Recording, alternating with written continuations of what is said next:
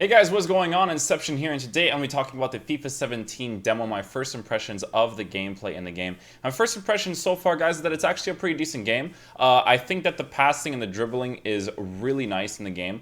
Obviously, there's a few things that can be worked on, but you have to take into account that the game is an older build of the actual game itself. It's probably, I would say, maybe 3 months old. I'm pretty sure the gameplay that they were playing in the FIFA 17 capture event was actually very different. So, because it actually looks a lot faster and it looks a lot more smooth. So, that's one thing to see, and then it's one thing to actually play and see what the game is actually like. But we're going to talk about the actual specific game mechanics and whether or not there's certain things that they added, whether or not it helps or whether or not it doesn't, right?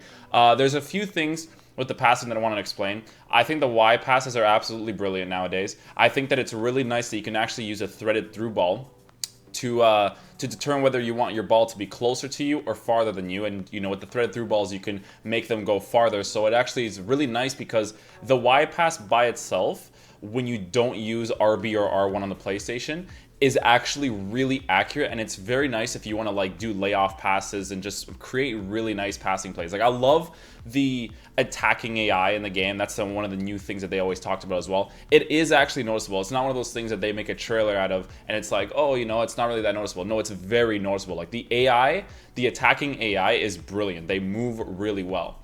I can't really say much about the defensive AI because when you play against the AI, especially if you play it on legendary difficulty or world-class difficulty, it's really hard to judge, right? Because, when you're defending against someone online, it's completely different to when you're defending against someone or a CPU, right? It's completely different. So if I play against an actual person, that's the way I'm going to be able to actually tell what the defending is like. I do like, however, that you can now use L trigger or L2 to go body to body against someone because, as we all know, the B button or the circle button are really inconsistent in FIFA 16, right? Sometimes you would tap it so you can go body to body against someone, but then he wouldn't actually go body to body and he would, maybe tackle the guy instead. But now, FIFA or the people at EA actually give you an option to use L trigger to go body to body against someone. And that's good for both the attacking and defensive aspect. If you're chasing after a ball and you're going after a defender, if you use L trigger and he doesn't, then you're probably going to out-body him. But if he uses L trigger, obviously because he's the defender, he's probably going to have more of a chance of getting the ball than you are, which is absolutely brilliant. I do love that L trigger is a new thing in this game.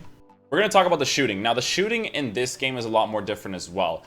It's actually a lot more authentic in this game than it was in last year's game. Because in last year's game, as you guys know, you would basically do the angled body feint and finesse a near post, or if you're at a medium distance from the keeper, you would finesse either the near post or far post, depending on the position that you're in. The finishing in this game actually makes a lot more sense. If you feel like you should shoot across the goal, you should shoot across the goal. If you feel like you should do a low driven shot, you should do a low driven shot. It makes more sense. FIFA 16 was more about you got to use this specific game mechanic to score these specific goals, right? If you were 16, it was the near post finesse shots or the crazy long shots, because the long shots were super overpowered as well. Now, of course, I feel like the goalies could be worked around a little bit. They could be a little bit better because, slightly. And the reason why I say slightly is because the goals that I've scored in FIFA 17 demo so far, in the gameplay for FIFA 17 demo, are goals that I should be scoring if I shoot in the right way. So, if I'm anywhere near the middle and inside the 18-yard box and I shoot across the goal, I should be able to score because I put myself in a situation to pass the opposing player's defenders so I can go ahead and finish this opportunity. So if I shoot it the proper way, which is probably the new game mechanic, which is the low driven shot, which is holding B and then tapping B so the ball will go low and hard. It's a brilliant game mechanic because it's so authentic. In real life, if you're inside the 18-yard box and you're anywhere in the middle, the majority of the times when the players actually want to finish the ball, they shoot it across the net, or the nets, excuse me. And it's just more authentic that way, right? And again, with the passing and the dribbling, it's so brilliant that when you get yourself into a position where you actually pass the defenders, you feel so rewarded when you score a proper goal.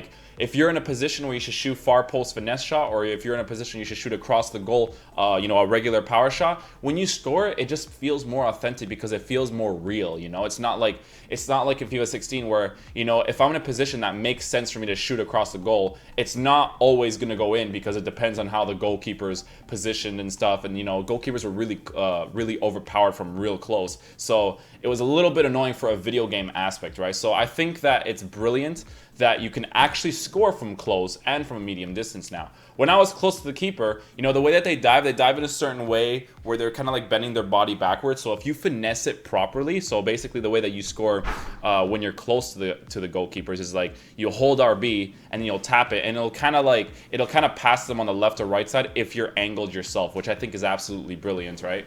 Now, in terms of the goalkeepers, again, the goalkeepers are going to be worked with a little bit, but they're not going to change too much with the goalkeepers, and I hope they don't, because, again, when you shot in this game, or when you shoot in this game, when you're inside the 18-yard box, the majority of the times that you scored, you deserve to score because you're shooting in the proper way. When I didn't shoot in the specific manner, I didn't score the goal, right? So that's why it was pretty cool that I was able to score. You know, if I was on the side, I can do like a placement shot to the other side. It was so cool, right? It just felt more authentic and more rewarding. So with the goalkeepers, I've also noticed that when they actually have the ball at their hands, they can actually throw the ball really nicely even if they don't have the long throw tray. Again, the long throw tray will be a little bit more preferable for people, but you can also tell that without the long throw tray, the goalkeepers still throw the ball really nicely. So it gives you more variety with the goalies that you can choose. So now you can go ahead and use players like David De Gea and Hugo Lloris, right? And not feel like, wow, I'm being, you know, kind of screwed over here because I don't have a goalkeeper that has long throw. You're going to feel that way sometimes because obviously there's going to be goalkeepers that you're going to want to prefer. Like, you're still going to want to get goalkeepers like Petr Cech. You're still going to get goalkeepers like Courtois. But you're still going to be able to use goalkeepers that are still good in their own rights with decent throwing and decent distribution. And with that new, driven kick mechanic that the goalkeepers do, it actually helps out a lot more. So it's definitely brilliant in that sense. In terms of the formations, so for me personally, I don't like wide formations. I like my formations to be narrow because I like to pass the ball really close and just make really nice passing plays, right? I've noticed that with the attacking intelligence, it's more noticeable when you're using formations like the 4-2-3-1, the 4-3-3s. It's not too noticeable when you use the 4-1-2-1-2.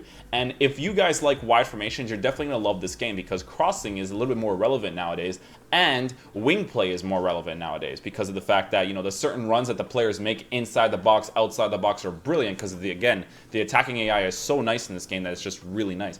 But 4-1-2-2 bracket 2 is the formation that I like to use.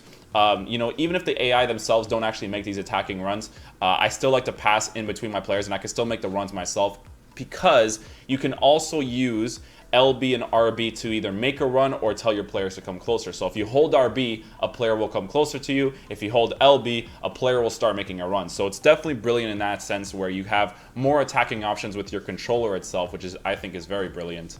But that's pretty much it, guys. You know, it's a demo gameplay. It's really hard to say what's good or bad within the game because, you know, again, it's an offline game. And it does feel a little bit sluggish and slow right now because it's a demo, but I've been told that, you know, at the FIFA 17 capture event that the gameplay was a lot more faster and a lot more fluid. So we're going to see how the game's actually going to be when it does come out, but that's pretty much my impressions for the FIFA 17 demo gameplay. I hope you guys did enjoy this video. If you guys did, please drop a thumbs up on it, and I'll see you guys later.